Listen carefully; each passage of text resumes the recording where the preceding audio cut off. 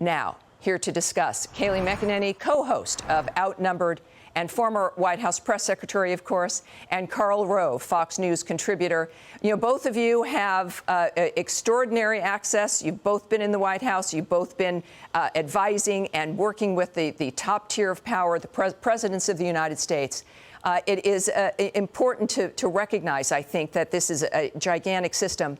What is your take?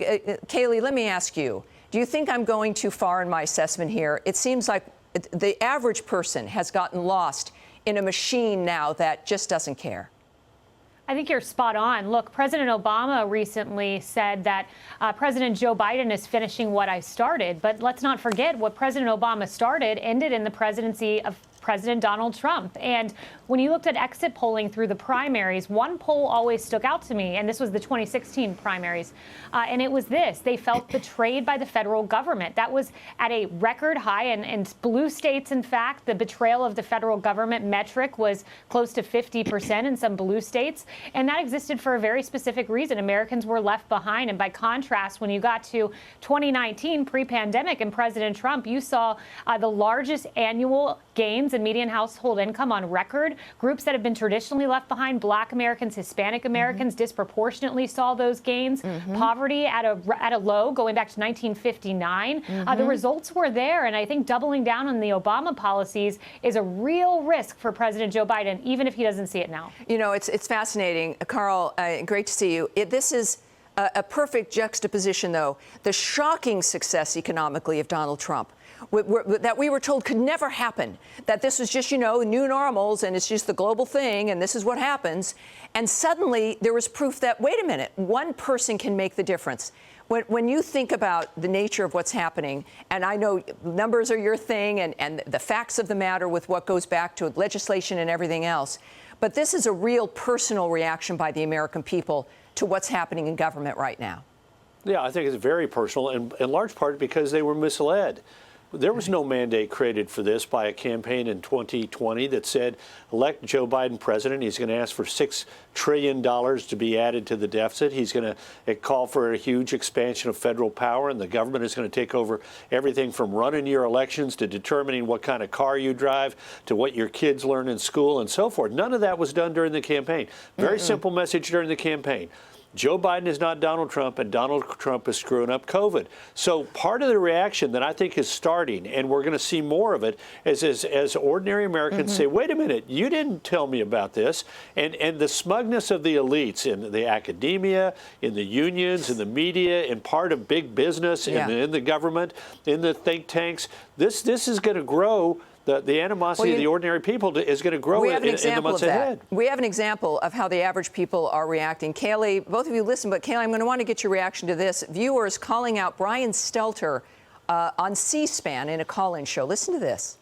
Yes, I'd like to ask Brian to, on national television, admit he and his network are a bunch of liars about Donald Trump. This is Kevin in Princeton, Indiana. Good morning. Yeah, Mr. Stelter is the biggest minister of misinformation I have ever heard, and I'm a news junkie. He made the statement just a few minutes ago that he is all the stories are always evolving. Yeah, his stories absolutely evolve. Brian Stelter.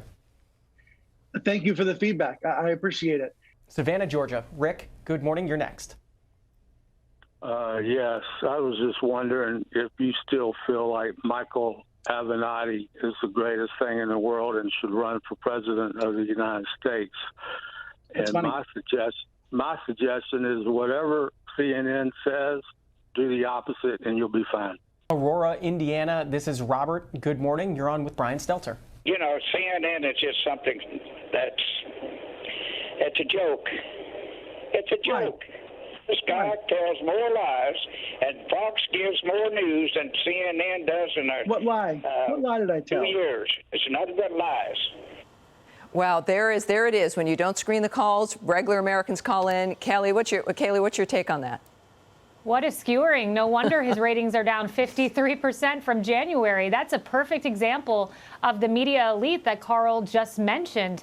He says what lies, mistruths, whatever you want to call it. Well, one example is the IG report that shows President Trump did not clear the path in Lafayette Park with tear gas, clear the path of protesters in order to have a photo op, contrary to what Jim Acosta suggested time and time again on that network. We know the Russia bounty story. There were Russia bounties on the heads of American soldiers. That was not the case, and they said President Trump ignored that. We know when President Trump was called crazy for saying the Wuhan lab might be the origin for COVID-19. In fact, it looks like he might have been right after all, and that's just 3 examples of many. There's no wonder that now 79% of independents say that they believe the media makes up fake stories and intentionally publishes them. That's an extraordinary statistic. Karl, we've got a few seconds here. What's your take on him finally hearing the reality of what people think about what they're doing over there?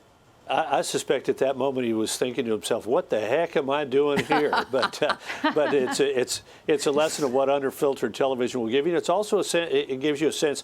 The ordinary Americans have a lot of common sense. And that's right. They're reacting. They're the people who are paying the bill at the grocery store and seeing prices growing up. They're the people who are worrying about what debt is going to do to their kids. They're the people who say, when you talk about transformation of our country, I like our country the way it is. And when people start talking about wokeness, it starts to get, they say, I'm already awake. Yeah, and look, the Democrats are seeing that right now, and I think they're appropriately concerned about what the future looks like for that party. Thank you both very much for joining me tonight. Great stuff. I appreciate it. Thank you. Hey, Sean Hannity here. Hey, click here to subscribe to Fox News YouTube page and catch our hottest interviews and most compelling analysis. You will not get it anywhere else.